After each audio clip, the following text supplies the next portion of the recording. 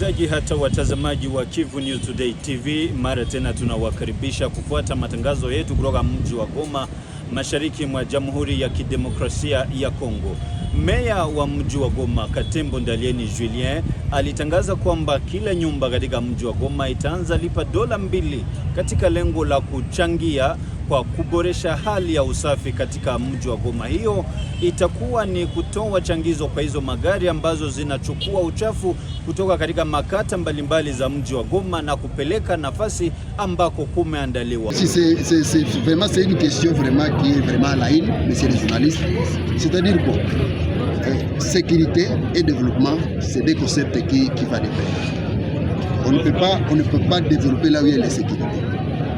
Nous sommes en train de sécuriser, c'est pourquoi on devait entamer les processus de développement. On a commencé par l'assainissement. Et nous avons fait notre part comme gouvernant, comme autorité. Il faut que l'autorité fasse aussi sa part. C'est pourquoi on s'est dit qu'on est en train de sensibiliser la population et la contribution. Les $2 qu'on est en train de payer par ménage, ce n'est pas un impôt ou bien une taxe, c'est une contribution. Et justement, nous acceptons qu'il y a des dérapages, mais nous allons continuer à approcher la population pour qu'on puisse connaître de quoi il s'agit. C'est-à-dire quoi? Nous allons encore, ici nous sommes au niveau des quartiers, nous allons descendre jusqu'aux avenues, au Célil et pourquoi au Bakou, pour s'imprégner de ce qui est enregistré. Est-ce que les $2, c'est ce qu'on est en train de payer? Est-ce que les taxateurs ou bien ceux qui sont en train de récolter ces contributions, ils sont en train de partir au-delà ou bien au-dessus? Si on reste dans des bureaux, on ne peut pas savoir tout ça. Nous devons approcher la population et c'est ce qu'on est en train de faire pour connaître la réalité. Mais dans les vrais sens, le prix c'est $2 par ménage, 6 000 francs par ménage. J'attends tellement. Et nous avons des sociétés qu'on a fait le partenariat public et privé. Et dans la commune de Karissimbi, nous avons Chap, et dans la commune de Goma, nous avons Visionnet. Nous allons parler avec ces deux sociétés pour voir comment on va les organiser. Parce qu'ils doivent nous éclaircir ce qu'on est en train de faire payer. Est-ce que c'est avril? Est-ce que c'est dans des jours, on aura la société des sociétés privées qui faisaient payer. Justement, si par exemple les sociétés privées ont fait payer le mois d'avril et que les deux sociétés qu'on a fait avec les partenariats publics et privés viennent aussi payer le mois d'avril. Ça, c'est ce qu'on appelle trop d'impôts. Donc, quand vous surchargez la population, ce n'est pas bon. C'est pourquoi nous devons faire une réunion, nous comme gouvernants, au niveau de la mairie, avec les deux sociétés et les sociétés privées pour qu'on puisse régulariser cette situation. Et on aura une solution palliative juste à la fin de cette semaine. Et si ça ne se fait pas, ça va se faire la semaine prochaine. Limeleta changamoto katika raia wa mji wa Goma, wamoja wakisema kwamba kuna pesa patikane na ndio maana wenda hali hii iweze kuwa mbovu, lakini upande mwingine wa raia wasema kwamba hii ni katika lengo la kuweza kusafisha mji wa Goma, na watu wengine wamepokea swala hili katika hali nzuri, wakipongeza uongozi wa Alliance Fleuve Congo ndani ya purukusheni hizi za kuboresha hata na kutakatisha mji wa Goma ili uweze kuwa miongoni mwa miji za bara la Afrika ambazo zinaonekana kuwa na usafi. Katika mada yetu siku ya leo tutazungumza na raia wa mji wa Goma. Je, watu wanafikiri nini kuhusu hatua hii ambayo ilichukuliwa na uongozi wa mji wa Goma kutoka ngazi za Kivu Kaskazini kwa ngazi za jimbo kushuka kwenye ngazi za makata? Mimi ni Jimmy Shukran Bakomera hapa na kualika kufuata maoni ya wamoja na wengine.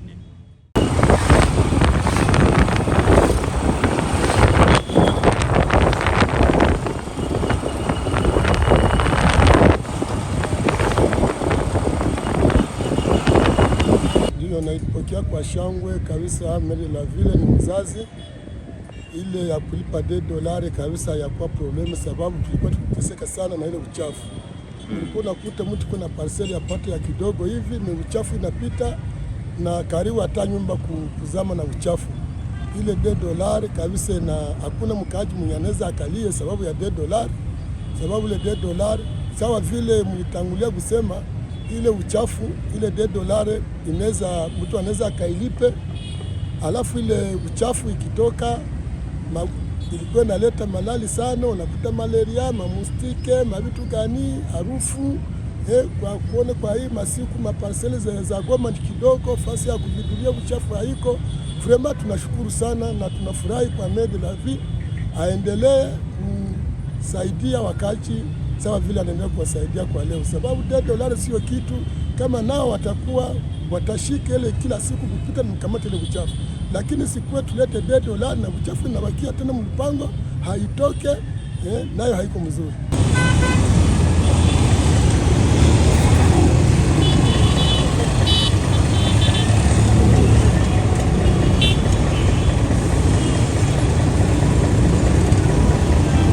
Haikuwa kila mtu mkuu. Hali ya kuondoa ile uchafu mpango haikuwa ya kila mtu. Walikuwa nakuta bana wamoja wanalomba $5, wengine wanalomba, wengi hapakuwa na bei yenye ya kusema njoo bei. Kila mtu alikuwa na unga yake, nani iko saa kama ni societe kama ni nini, anakuwa kulomba $5 na kulomba $8, hatukuwa na bei. Na ndio maana tuliteseka sana. Kama unapita ngambo ya huku Mabanga, unapita ngambo ya huku Birere, ulikuta hata uchafu na toilette ligeuka ya lala. Unakuta wese na yala uchafu nafika yulu ya uchafu ya muwese kwa kukosa fasi ya kuitia. Haikuwa ya kila mtu. Kwa leo kila mtu anaisanti na anafurahi, sababu kila mtu iko na uwezo ya kupata ile $2. Zamani walitishitula wanasema nao wanatia ku $10, mfumo anatia ku $10. Batu wakashangala sana, kazi haziko, $10 tutaitosha wapi? Na vile Maire vile nasema ni $2 kabisa, tunampigia mkono, Mungu amubariki. Hii kabisa itachangia kwa kila mtu atafurahi, na ile $2 mzazi atuilipe kwa kusema kuko mtu ate, tunailipa kwa tunaangalia hapa kwetu huko. Angalia hapa kote kuna ngara, kama unakamata kule mwingine yote na ngara, fasi yote kuna ngara. Vraiment ile $2 kwa mkaaji wa Goma, na kama sikuwe kama ile $2 tu batabaki aseme no mtu alete $2 uchafu ibaki. Hapana, sababu panaifanyika kila siku. Unaweza kuta unapona ile $2 habatakuwa wanakamata uchafu. Uchafu tena na yale anakuja kulipisha $2 na hakubebea uchafu. Ile nayo ni kitu yenyewe inaweza kuzikisha bakaaji. Wale wanasema $2 ni mingi, ndio inafuatana na pato ya kila mtu, lakini $2 kabisa bali equilibre.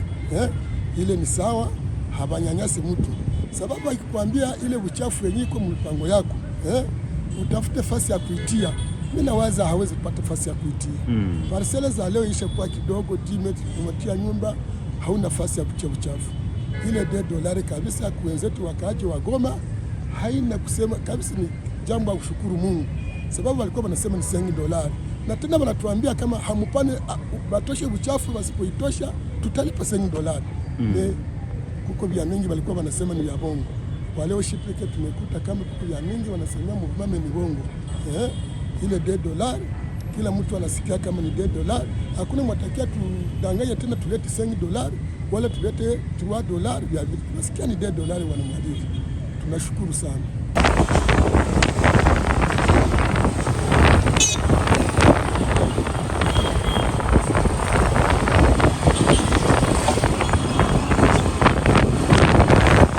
Bwana mpasha habari, unajua usafi wa mungini yetu ya Goma inatusaidia kuvitu mingi sana. Kama wanasema tuweze kulipa kitu kidogo ili hizo gari ambazo zinachukua hiyo mabuchafu zipate mafuta, na hao wa vijana ambao wanaenda kutupa buchafu na hao fasi kwenye wanatupa wanapalipa. Ujue ya kwamba kwanza inatupunguzia malali ndani ya mji yetu ya Goma. Ukaangalia malaria leo makaa haiko tena za mingi sagisi ilikuwa mbele. Unaangalia mafievre typhoide imepunguka. Donc unasikia ke unalipa $2 itakusaidia usilipe tena hiyo $100 ungeenda lipa ku hospitali. Unaangalia vile watu wanasikia sagisi wananyanyasika, lakini wakumbuka kama regime ya Kinshasa ilikuwa ikatunyanyasa mu vitu ya mingi sana. Je me rappelle hapa ku prison centrale Munzenze, ulikuwa uko na ndugu yako mule, pour que umufikie kumuona kumurandre visite, ujimagine ulikuwa namaliza makuta ngapi? Leo hiyo mambo yote hivyo vitu vinaisha. Ndio maana tukontribue kitu kidogo ili tusaidie wakuu viongozi na waweze kupata moyen ya kufanya mo politiki ili maisha ya mkongomani na mkaji wa Goma iweze kuboreka. Mjue ya kwamba leo hiyo walikuwa wanatuambia mpox ya Tshisekedi walikuwa wana create vitu ya kutafuta tu kuangamiza raia. Mpox hatujui kama ilishia wapi.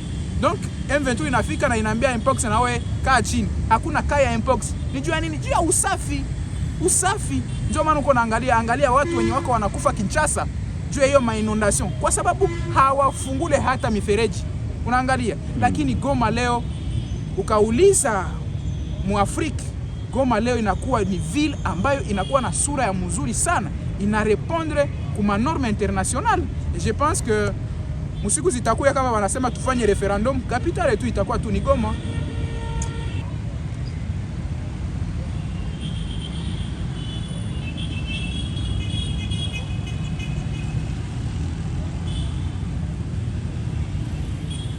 Katika mtaa wa Goma pia purukusheni za kuendeleza usafi ndani ya eneo kadhaa za mtaa huo zimeanza, kama vile anavyojulisha Bi Mkadisi Helene Niragire akiwa mwenyekiti wa manispa ya Goma, huku wameungana na polisi ya mji iliyowekwa na Alliance Fleuve Congo ndani ya lengo la kuweza kuweka oda katika barabara hata na kuondoa hizo duka ndogo ndogo ambazo zinakuwa pembezoni mwa barabara. Huyu hapa Helene Mkadisi Niragire, mwenyekiti wa manispa ya Goma.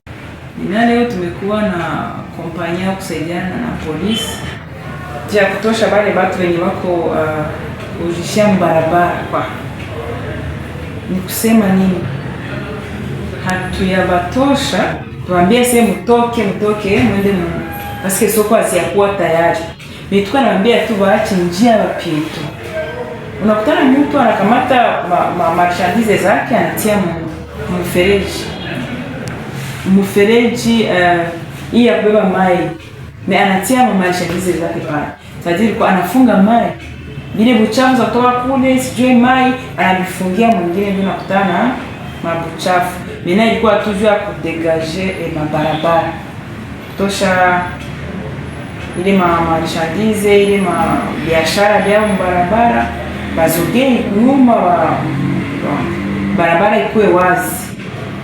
Ndio si tunaweza sema mimi ndaweza omba wachuruzi ya Birere au benye wako na magaleri au mamilango mbirere tusaidiane mwa ile kitu ya kutafuta ngisi tudegaje mabarabara juu ya kuevite maaksida za kila siku.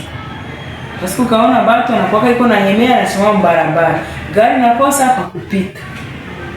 Mimi ule mwenye depo, mwenye galeri akatosha ule mtu mwenye anachuruzia mbarabara, anamwambia toka kumulango au toka mbarabara, tutakuwa tumesaidiana. Ingine kitu maparking za mbarabara, unakuta mtu iko na mulango mbele ya kwake hakuna parking, anaenda parking wapi? Mbarabara. Imagine wewe unashinda pale journée mzima, gari yako inaleta embouteillage. Donc ni kusema tusaidiane, tutafute ile sécurité, tuevite ile maaksida zenye si peke tunacha zinakuwa. Kama unajua uko na gari, uko na mlango hakuna parking, iache kunyumba. Kama unajua uko parking mzuri, utoshe uache kutia embouteillage mbarabara. Ile ndio kitu wanasema tusaidiane na watu ya na mtu mwanajua uko najenga galeri, kama uko najenga mabutiki, ufo kukumbuka kuacha parking ya mabara. Ile tangazo nilitosha le 3 juin 2025 ni ya kusaidia population parce que trakaseri banyanyasi washakuwa bamingi. Mimi nilikuwa kusaidia population kuambia taarifa parce que tuko na commune de Goma, tuko na partenariat na Visionnet ndio ya partenaire wa commune de Goma unyeko charge na assainissement, ndio kutosha uchafu, kutengeneza majardin, mifereji, panda miti. Na kusema tusaidiane ile kazi tembee mzuri. Anasema taxi ilikuwa $5. Population ikasema hapana, ni franka za mingi. Et c'est vrai, ni franka za mingi. Mena tukaomba tukaomba partenaire akaitika kiomwe kila menage napasha kwa nalipa $2 juu ya taxe ya assainissement. Kusema kila menage napasha lipa $2. Ile $2 tutasaidiana na makadre de base. Ndio atakuwa anaenda lipisha zile ndio anajua mkazi wake yuko wapi na wapi, ndio tutasaidia kulipisha, tutasaidia ile ule partenaire kulipisha ile tax. Au unaenda lipa hata ku quartier, unaenda na $2 yako nalipa ku quartier, anakupatia ka facture. Nani nilitosha ile communique ya kutosha batu amogiza benye wanaenda lipa tax, waswazeni $5, waswazeni $10, waswazeni 2.5 ou 3. C'est $2 par ménage, par mois quand même. Ma association tulizikuta c'est vrai. Mais imaginez mchafu tulikuta ni mingi. Alors ilifanya nini? Tulikutana ilitumika mzuri kama tulisema okay. Muendeleshe hii kazi. Ni mchafu. Na nyinyi mko napita. Unaona majardin za barabara. Mena tulipata partenaire mwenye iko natosha ile yote. Ule ndio tunasema ule partenaire wa Visionet. Kama iko Visionet bale watu mjue, ni si bajue mu commune de Goma.